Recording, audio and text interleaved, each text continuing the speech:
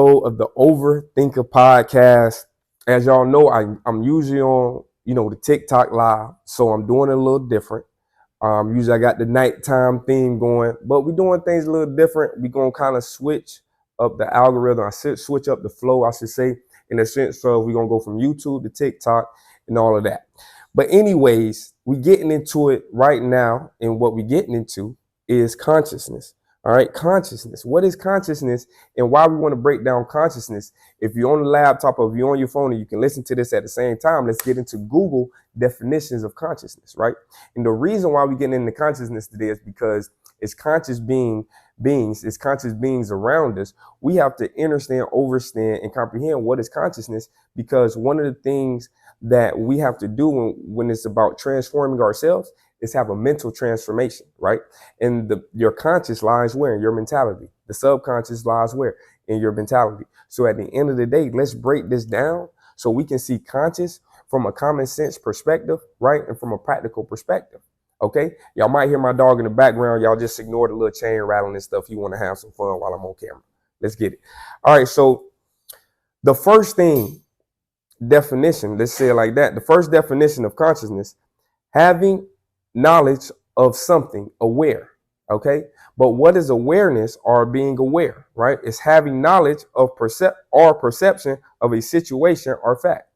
Okay. So we got to remember that as I'm talking through this and breaking this stuff down, I'm going to be breaking down other words that are in there that are similar or different things like that. And the reason being, it helps me understand it.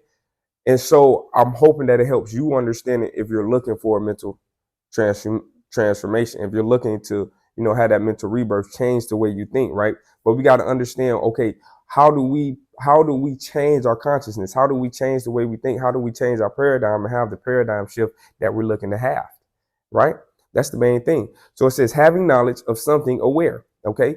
We know what awareness is having knowledge or perception of a situation or fact. Aware of and responding to one's surroundings, okay? So being conscious is being aware of knowledge, being aware of a situation or fact, and then responding to that situation or fact, okay? The third thing is sensitive to or painfully aware, okay? Sensitive to meaning what? Your senses are what? Now involved, that is part of what? Your consciousness, okay? You become painfully aware, right? You become sensitive to, okay, the surroundings. That doesn't mean that it's negative. It doesn't mean that it's positive. What it's saying that you are becoming more sensitive to what's around you, your environment, right? At a mental level, okay? And this is not a bad thing, because sensitivity can bring clarity if you're willing to meditate on what's making you sensitive, or why your emotions are the way they are, or why your feelings are the way they are, because it's a mental thing first, right? It's how you respond, right? But it starts where? In the mind, right? In the mentality, right? In the spirit. So we got to remember, what is the consciousness, right? So the consciousness is what? Having knowledge of something, a situation or fact, aware of that situation or fact and responding to it, okay? And then becoming painfully aware or sensitive to the situation or fact, okay? And then it also says deliberate and intentional, meaning that you can be deliberate and intentional in what? Consciousness. So consciousness is what you do or who you are every day. Okay, we have a lot of scientists, we have a lot of theories, industries that teach on consciousness, the development of consciousness, subconsciousness, and everything, right? What we have to remember that it's deliberate and intentional in what it does or how we, right, direct it. Okay, consciousness is meant to be directed. Okay, it's about what? Having knowledge or perception of a situation and then responding. Okay, so consciousness always has a direction on where it wants to go. Where the mind sees, right? The mind eye sees, the body will follow, right? One thing I tell my players when I'm coaching them or anytime like that, or when I'm doing my trainings, is that Your eyes is where your eyes go, your body gonna go. Okay, so you always want to keep your eyes moving, head on the swivel, so you're always ready to respond to whatever situation that it is. It's the same thing with our mental eye. We want to keep our mental eye what on the swivel, responding to our surroundings, being sensitive to our surroundings. But not only that, but doing that with being deliberate and intentional. Okay. The reason why being deliberate and intentional is so important when we're talking about consciousness is because you can be directly perceptible to and under the control of the person concerned. Okay, now that is the fifth definition of consciousness.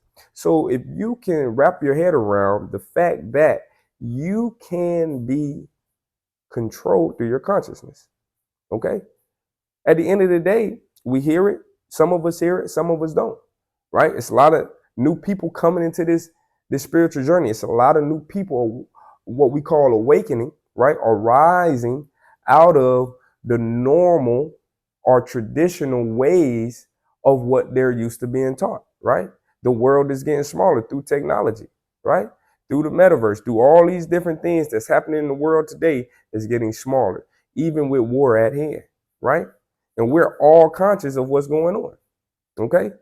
So the reason why I wanted to get into consciousness for a little bit and step back into it is to really break it down, have what we have here, a couple minutes, a few minutes to really break this down so you can see, okay, from a Google point of view, right?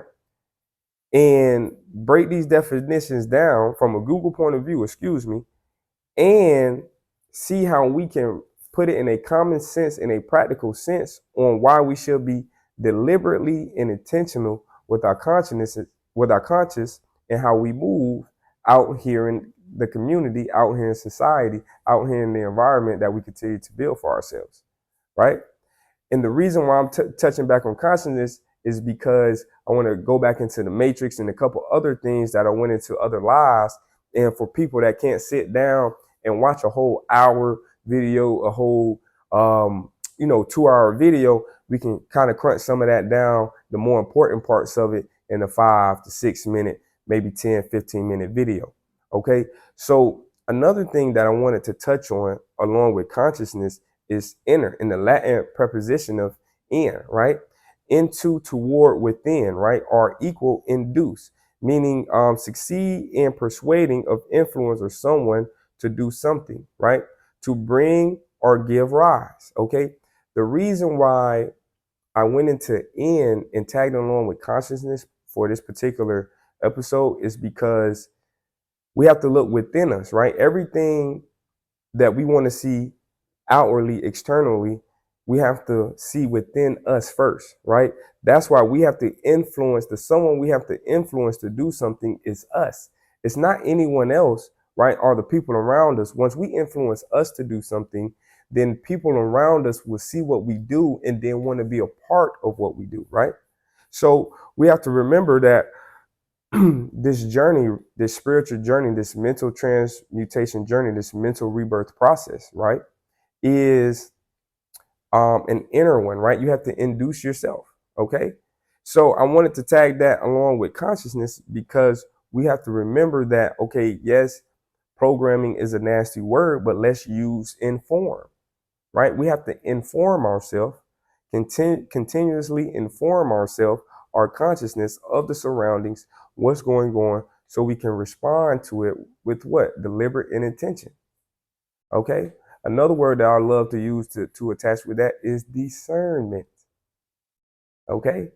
So with these points here is a great basis to start your spiritual journey, right?